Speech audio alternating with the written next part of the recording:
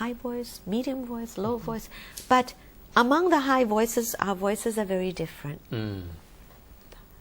Different highs. High, but in different level. Yes, yes. With some, like Orpheé's voice, countertenor, happens to have more warm colors, but it's a high voice. I see. Sometimes we joke around together. We see who can go higher. Okay. By the way, since we are here together with the two characters, can you perform some part of that, at least to give a sample for those who are watching at home? Can I start from you? Just, as an aperitif. How about the famous, just... At the beginning of the... There's this opera... J'ai perdu mon beginning. Yeah, only a few to explain, because I speak with a low voice, but the particularity of the countertenor voice is to have the pitch range of female voice, as you could have in the Asian culture for performing. The character of the women were performed by the men with the little voice. Yes. And we use the head voice, and you perform the high pitch of the voice. So I could try the beginning. Why not? Ouverture. J'ai perdu mon Eurydice, rien n'égale mon malheur, sans cruel, quelle rigueur, rien n'égale mon malheur, je suis comme ma douleur. Wow. That's wonderful. I mean, this one I need to go and book the ticket for tomorrow performance, because the performance will be today, 19th, in which I think that they're doing that, and tomorrow is another round. That means 20th. Yes. Oh, that's wonderful. And you want to try to give us some sample of that? The fortune. Okay. Now this is that one is lamentation, because Eurydice just died. I mean, died for the second time. Died for the second time. Even doubly sad. Because he defied the gods. He turned around to look. Yes, one of the conditions is that he must go to get Eurydice and not look. But you see, because of that condition, Eurydice was angry, misunderstood Orpheé's intentions. Orpheé comes down to get her, but he doesn't look at her. So she's saying, wow, why should I go back with my husband who doesn't even want to look at me? Terrible. So she's angry. Yes. Oh, well. It's impossible to see. So to see. Just the beginning. Huh? Sure. Fortune mio, quel barbario, n'amourons de la vie que pour les tourments.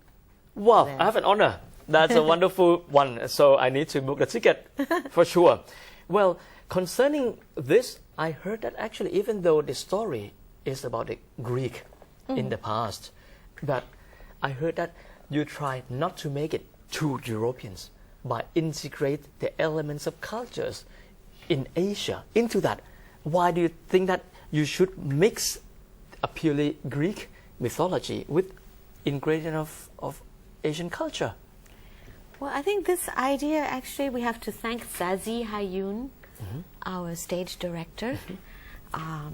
She's a Parisian, meaning a well-known theater director from Paris, very well versed in puppet theater. She's a dancer herself and a singer at one point, as well as an actress. And she has worked in India for 15 years. So Zazie Hayoun said, let's not do this Gluck opera according to the original version, like dressed up in Greek clothes, you know. But let's make it Asian, and if we can, Thai, with the costumes, so that when Thais or Asians look at this or listen to it, they feel it belongs to them. Right. Just to which to bridge the gap between culture. And what sort of touchable elements that you integrate into the performance this time in terms of to make it more accessible to Asian? Yes. Well, first the costume, you see. Orpheé is in sort of a Chinese jacket. We haven't decided finally which jacket he will wear. We've got 3 jackets going on. Wow. We will let Sazi Hayun decide. But he could be wearing a Chinese jacket. He could be wearing an Indian Nehru shirt. He could be also wearing the Thai Rajapatan. We haven't decided. If you come to see 2 nights, maybe you get 2 versions. And then Sazi's thought, I should not be particularly Thai or Chinese or whatever. So she has me wearing something floating like this. Could be today's clothes.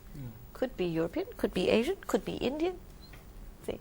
And then Amour, though, because Amour is a demigod, Amour gets to wear the, you know, the golden things that in Khon. Yeah, in the Khon dance where you wear these gold braces and little chada. Yeah. Oh well, that's really because interesting to see. Amour is special. Amour is not a human being. We are humans. Yeah. Because or are we humans? About costume, what do you say, Kun Christophe, to add into that in terms of costume? About this costume, if I like this costume, I like I like the culture, Asian culture. So at home, I like to have some Asian wares also. So it's a good mixing, I think. Well, therefore, this will be very international opera then. Because I think Thai culture is a mix between Indian and Chinese. Wow, that's an interesting point. I hope no Thai patriot's going to get me for this. Wow. But we are a mix. We have to admit there is no such thing as only Thai. What is Thai? You know, you look at our food, curry and noodles. You look at the immigration waves that came in. Of course, we're partly Chinese and also partly Indian. Wow. Yep, that's wonderful. And the Ramayana is definitely the Indian current. Yep. We talk about that later in the second part of the program when we come back and to talk to both of the opera singers in the Orpheé and Eurydice. Let's take a break.